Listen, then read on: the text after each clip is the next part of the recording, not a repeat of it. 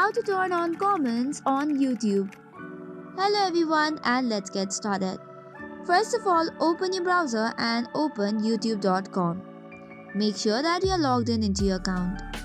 Once that is done, tap on your profile icon on the top right corner and then go to YouTube Studio.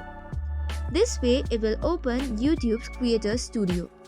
Now click on Contents and then click on Video or Shorts whereby you want to turn on the comments.